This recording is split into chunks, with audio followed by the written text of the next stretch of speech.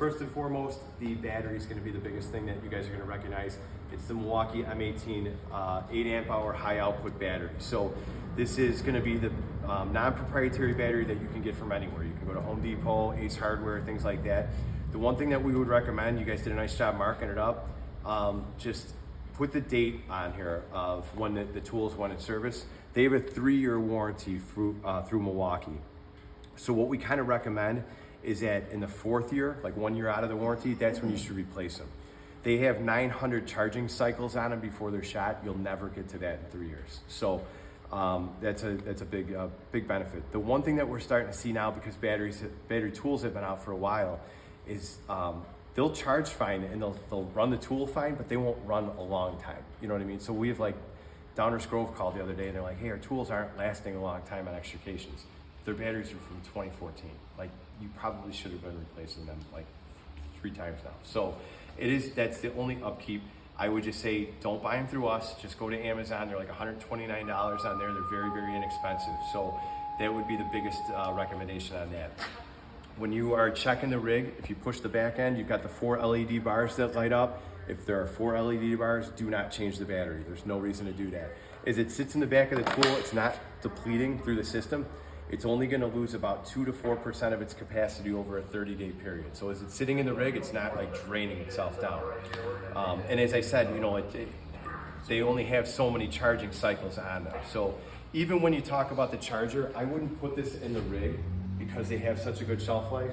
Just keep it on the shelf like you would a cardiac monitor battery or anything like that. And then when you need to flip them and switch them out, then you're good to go. But it's not a bad idea to have the primary battery in the tool and then the backup battery like in maybe a little climbing bag or something like that. So the runtime on the tools itself, with that spreader, that cutter, and that ram on a 4-door car, you should be able to pop all 4 doors, cut all 4 doors off, do a roof displacement and a dash operation with 1 battery on each tool. So you probably won't even dip into your backup battery. By that time, if you have an extrication that's so complex that you have a lot of that moving parts, you're probably gonna have other companies there. So my recommendation, just because of proximity, like your Forest Views, your Bedford Park, your Burbank, stuff like that, these guys are all using these tools. So they're gonna come with like equipment, which is a big help. If you're doing your rig check and you pop that on the back and there's only 3 LED bars that are lit up, put it on the charger. It's just gonna analyze it really quick, which is just a solid red light. Once it's almost there, it starts to flash green and then it just goes solid green, the battery's charged. When they are completely dead, they're gonna take about 60 to 70 minutes to charge. If you have just 1 bar missing, it's gonna be maybe 15 minutes at the most. So it communicates with the actual charger, this communicates with the tool, so there's a lot of sophisticated moving parts in the back end. So when this goes in, it just clicks into the back end. The cover that's on here right now, with this cover on, it's a protective cover, but you can use it in rain, you could use it in snow, you can put it in puddles and things like that. Sprinkler system it's not gonna affect it. It has the right water protection rating. If you guys would ever have to go diving, as crazy as it sounds, scuba diving, going like subsurface, you just undo this really quick and then put this cover on the back, and then this becomes IP68 water resistant, which is 30 feet underwater. It's completely unrealistic. I don't even know that you guys have bodies of water like that around here, but like it's not something that you're probably gonna do. But these come with it standard. Just probably put those, maybe 1 in there just in the rare instance that you have to use it underwater, but I would keep this cover on there because it just lets the battery breathe a little bit more. If you take a look at the controls on the top here, it's just a thumb and index finger that operate it. So it's just side to side, it's a toggle throttle switch. One side is concave, that's the primary function of the tool. The other one's flat, that's the opposite. So this will make the spreader arms open, it'll make the cutter blades close, and it'll make the ram extend out. So when I turn the tool on, it's the red on-off button. It's just a push button. It turns the power on, you'll hear it start to idle, and it turns the forward-facing LED lights on. If those lights are too intense because they're really, really bright at night, you can step the intensity down just by pushing that button. It comes on at the highest intensity, but sometimes it creates shadowing and things like that, so you can throttle that back a little bit. If the tool remains idle for 30 seconds, it will just shut itself off. But every time you bump the control, that starts the clock over again, so it's not gonna stop mid-range, but if you drop it to the side of the road or if it gets bumped in the compartment, it's not gonna run your battery down. throttle control in the sense that if I push down the belt all the way, I can make the tool go as fast as I need it to go. But if I push it a minimal amount of pressure, you can actually make it go as slow to the point where the arms are actually moving right now, if you can see that. So it's a really good range of speed. The one thing with the spreaders, when they come out of the box, the running edge of the spreader tips are very sharp. If you go extremely fast, you'll kind of start to shred sheet metal a little bit, let those things round themselves out over time, and it works itself out. So the top here has 4 icons, and then there's 4 LED lights. The first one is your pressurization. So if I am cutting something and the blades have stopped moving, you know, you're supposed to keep your finger on the control to build up pressure. Once that light comes on, that tells you that's it. Like it's maxed out, there's nothing else that it's gonna give you, so back the blades off. This tool will self-diagnose itself, so if there's any internal problems, there's a wrench and an icon above, or an LED light above the icon. If there's an internal problem, that light will come on and it will stay illuminated, so when you're doing your rig check, you can see the light and it's time to call the service people. When we download that app, we're 1 app update away. When that light comes on, it's automatically going to send a push notification to the service center, and they know that truck 906 has an issue in central sticking, and they can kind of get ahead of the service. So that will stay illuminated until you take the battery out or turn the tool back on. We were talking about the theft issue. When you set up your app, you can set up a geofence. Like if you set up like a 30-mile radius of these tools, if the tool leaves that 30-mile radius, this light will come on, it will send a notification to that app, and then it'll just say, hey, the tool's out of range. Or if you're doing a rig check and the tool's missing, you can jump on there and locate it anywhere in the world within 6 inches. It'll give you an exact location of where it's at. You can shut it off and then recover it. So that is the theft mode. There's a training mode. It will be self-explanatory once you download that app, but it will slow the tool down. You can replicate higher strength steels and things like that. You can shut it down with your phone. Just a bunch of, honestly, a bunch of nonsense. The statistics on the spreader itself, it has a 28-inch opening, so it's a real good spreading distance. It's got some conical points on the outside. That's for spiking some of your crappier sheet metals and plastics and fiberglasses. It grabs that material and it holds it in place. And then it's got different aggressive step measures as it goes down to the arms, and that will help with the spread. It grabs a lot of the material. You can take the tips off, the pin stays in, and then put any kind of pulling shackles on there for doing chain pulling. Kind of a older concept, but if you really wanted to do it, you can do that and pop that in. When you're storing the spreader, just make sure there's a little bit of a gap in between the 2 tips. You don't want to keep the spreader arms under compression because it will kind of like take the arms out of tolerance over time. Any of the tools that you're using, whether it's on training or an extrication, just when you're done, pull the rubber boot back and blow this boot out because it collects a lot of dust and like metal shavings and things like that, and over time that will cut the seal that's on the inside. So that will cause the tool to leak. Which brings me to my next point. If you ever see fluid coming out of these tools, there's something wrong with it. There's not supposed to be any fluid material that comes out of it. But if you do see some fluid on something that doesn't look right or it looks out of place, wipe it down and put it on a towel and see if it's continuing to leak, because sometimes it's just other residual fluids of something else that was in the compartment. So before you call the service guys out, that's kind of a good measure. The cutter, the body is exactly the same, so we won't even go over that. But what this does have is a 360-degree rotating handle. So what we kind of recommend, which is pretty comfortable when you're operating it, is leave it somewhat loose. So if I'm coming in at multiple angles, I've always got something to hold on to, but I can come in, I can cut a nader, I can come up and cut an A-post. You've always got a nice grip on the tool itself. If you don't like that, or if it's uncomfortable for whatever reason, just tighten this down and it becomes a fixed cross handle. It just kind of goes back to the old school like handle concept. So, but what is really nice about it is that if the cut is limited by where the handle's at, you can spin that out of the way because you don't want to put like a side compression on that or anything like that. It's a fiberglass infused poly body, so like there is a little bit of flex to it, but I wouldn't recommend like crushing it because you will damage it. So just something to keep in mind. You can change the profile of it. If you just reduce that down, you can lay that completely flat. We can pitch it forward. I think just about this position right here keeps it perfectly balanced though. So whatever works out best for you guys, but that's a real good balance point for the tool. So as far as the cutter, These things have a little bit different blade geometry than what you're probably used to. So this is about almost an 8-inch blade opening, but instead of a traditional like radius shaped blade where you just grab the material and it draws it all down into the notch, the reason why they're like an elliptical like this or like a U shape or a horseshoe shape is because they are designed for cutting ultra high strength steel on the newer cars. So what it ends up doing is cutting throughout the entire surface of the blade, not just into the notch itself.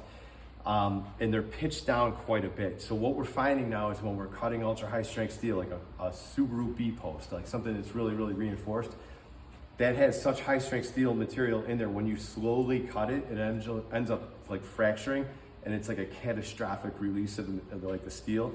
This cuts down on that tremendously. So it's a much smoother cut as you're going through. The one thing that you just want to watch out for is that this blunt end right here, you want to make sure the blunt end of the cutter is passed around the backside of whatever it is that you're trying to cut. You don't want to put the tips on there and then cause it to like side load or tip load or anything like that. That is just really important. But besides that, just wrap it, put your finger on the button, and then let it do its work. So what you guys are used to now with your hydraulics, those are 2-stage hydraulics. So you have your first stage, which is your speed, and then your second stage, which is your buildup of pressure. So when you grab that material, it goes quickly, like a B-post, for example. It goes fast, and then it starts to slow down, and then stays slow for the entire cut. This actually has 3 stages in there, but there's a sensor valve on the inside, and it's measuring the resistance during your cut. So as you're cutting, it's trying to figure out how it can get you back into that speed stage constantly.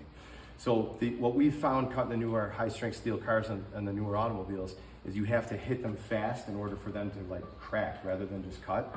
So you're gonna hear this thing when you're operating it. It's gonna be like upshifting and downshifting as you're cutting. It's completely normal. It's just something that's gonna sound a lot different. Just let it do its thing. It's supposed to sound like that. It's trying to constantly go fast. So that's important. This one has the replaceable inserts, the blade inserts. So over time, you know, you guys used to get the dimples and things like that in the cutting surface of the blades, and then sometimes they're just, over time, they're just shot. Well, instead of replacing a $3,000 set of forged blades, you can just order these, you pop the roll pin out, tap the new one in, and then you're good to go. They're like 200 bucks. So if it's over time, and it's gonna be something that you're probably gonna just not really pay too much attention to until your service guys come out, and then they might recommend it. So just something to pay attention to. This right here is just a cap for the Zerk fitting for like the grease gun. This whole entire center bolt has like a spiral inside to keep the blades lubricated. Nothing that you probably have to do. The one thing that you will see though is that as you start to use these things, these are steel and the tips of the spreaders are steel, you'll get surface rust on the blades. Just keep WD-40 on them and you're fine. It's just like maintaining a hand tool. So real easy as far as that goes. When you're storing the cutter, I would recommend that maybe you keep the tips like crossed over one another. So if it does fall out of the compartment, it doesn't tip load that tip and then cause like damage to the tip of that. So same thing with the rubber boot. You want to pull that back and blow that out if there's any glass particulates and stuff like that that you can pull out of it. So good so far? Yep. Okay. So same drive unit on the ram. So this is a telescopic ram. It's called the 2254, so it's 22 inches when it's fully retracted. A piston comes out and a second piston comes out of that. So it's 54 inches at full extension. It's really good for doing like roof tenting, cross ramming. So if you get somebody like gets T-boned at 70 miles an hour, go into the car with the ram and push the 2 B-posts off one another, put the car back into its normal shape, and it's a lot easier to get the people out then. So this is an awesome ram for that. A couple things on the anatomy of this. This part right here is the fluid reservoir. This takes a lot more fluid than the actual cutter and spreader itself. So you don't want to like side load. This is all metal, but like just watch out for that. This part right here, a lot of people think it's a carrying handle. You can use it as such, so you can carry the tool with that, but it's actually a return fluid tube that goes into the bottom of the actual ram, and that's what causes the ram to extend out. You just want to make sure that this tube doesn't get crushed. So like if you have like a L-channel bracket, like a rocker panel support when you're doing a dash operation, just make sure that that doesn't compress against that piece. So when you turn the ram on,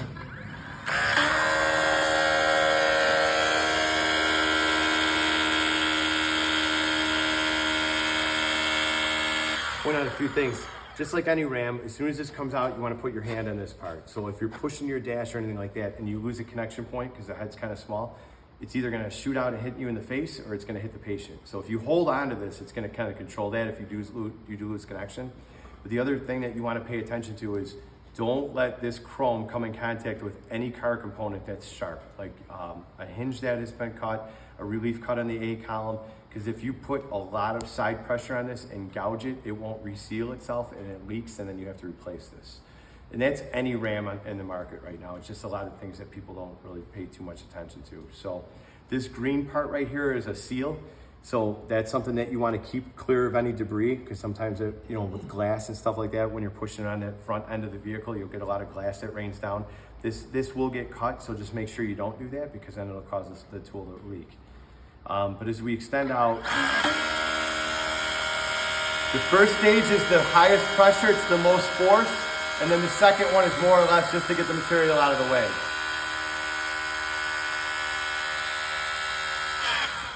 So it's very, very large at extension. These are indicators to tell you how much more you have coming out, or how much is left inside that bush. Do not, in any circumstance, take this head off. If you really worked at it, you could do it, but now this entire piece right here is full of fluid. It will geyser fluid out of this thing, and it'll take the tool out of service. We've been to departments where they're like, hey, the head just fell off. And then we get there and there's like pipe wrench marks on there. I don't even know what guys are trying to accomplish, but like they're taking them off. There's no extensions, there's no different head attachments, anything like that. Just run it as is.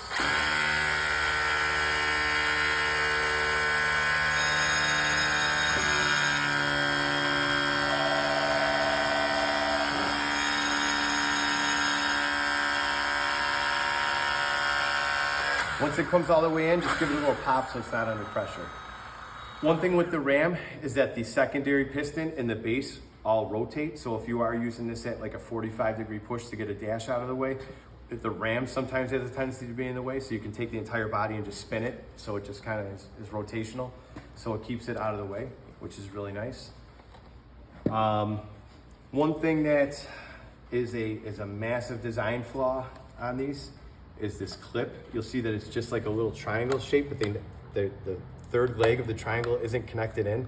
So if you side load these and they smash, you just kind of have to go under a screwdriver and just kind of like take them back to normal shape. We have a new fix. They just came out last week. So when the guys come to do your PMs next year, they're gonna put the new ones on. In the rare instance that it gets so deformed that you can't open or close the case, or the case won't stay on, just pull that off of that one and just put it on. It'll take 10 seconds to do it. But it just was not robust enough. Now the new one comes with a push button in the back, and then it opens up that lock. So just keep them clean. The biggest thing too is like when you're operating the cutter or the spreader, a lot of people have a tendency to watch the blades or watch the tips, watch the back end of the tool as well. You just want to make sure that, like, and this would be anything, even if you were using our hydraulics, if I'm using it to operate something and I'm cutting here, you don't want to smash or side load the back end of this, because you will smash the battery. You'll smash the housing, you could crack the battery, then they will in turn crack the entire housing in the back. So just make sure that you don't do that, but it would be the equivalent of using hydraulics. You just want to make sure that you're not side loading the hydraulic whip ends too. If you smash a crib fitting, it's going to be shot. So that's kind of where it's at. But use the hell out of them. I mean, they're really robust. I mean, they're fast as hell. You guys you'll be very happy with them for sure. So, anything I didn't cover? Any questions that you have? There's not much to this. I'm not here to teach you extrication. It's just more or less how to operate the tools. So, it might be a learning curve if you're accustomed to the twist grip. You know what I mean, like control, but you've never had anybody not like it once you got into it. So, it's a pretty good design. As I was saying earlier about the charger, I wouldn't put this on the rig. I wouldn't, like, we have some departments that want to hook it up to like the outlet in the compartment so it's always charging, but like the problem is that it's usually hooked to the shoreline, and every single time you plug the rig back in, it puts a small burst of energy in these batteries, and that will shorten the lifespan of the battery. So because they have such a good shelf life, again, just put the primary batteries in the tool, keep the battery backups in a bag, and then you're good. So you shouldn't have to do too much with them. But you'll get good runtime. Like I said, you'll get full operation on a passenger vehicle with your primary battery, no problem. So, all right. Anything else? Sounds good. Well, thank you guys. Thank you. Appreciate it.